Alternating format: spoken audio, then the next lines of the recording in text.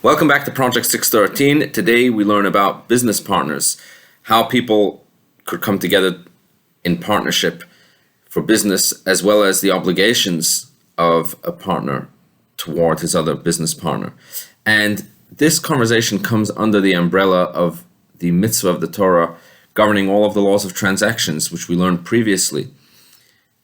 You see, we learned that the Torah teaches us how a transaction takes place, when a transaction takes place, at what point a transaction is considered that formal, and there are differences whether we're talking about land or whether we are talking about movable objects, as we learned a few times previously. But here Maimonides has a whole section in his book of laws about business partners. And this, as mentioned, this comes under the umbrella of the mitzvah of transactions, because that's specifically what we're talking about, the transactions that take place within a business partnership. The specific details that we have today is, number one, how two people can actually enter a partnership together, and there are various things that need to take place in order for that partnership to be considered a partnership. Just an agreement itself with words wouldn't be enough. They have to actually have a physical act that demonstrates that they are entering a partnership together. But more importantly, the Rambam talks about the obligations that one partner has toward his other business partner.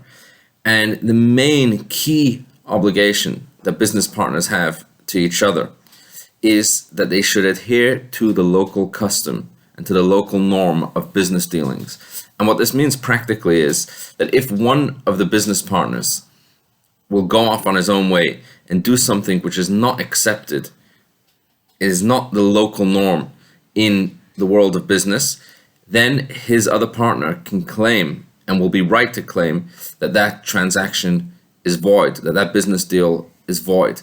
This is unless the other partner retroactively agrees to the act that was taken by his partner, even if it went against the norm of the ways of business. But if his partner doesn't agree, and if he protests and says that what was done was without his knowledge, since it was done not according to the norms and not according to the regular way that business is conducted, then such a transaction would be considered void, and it would be considered that one partner is betraying the trust of the other and going against the partnership.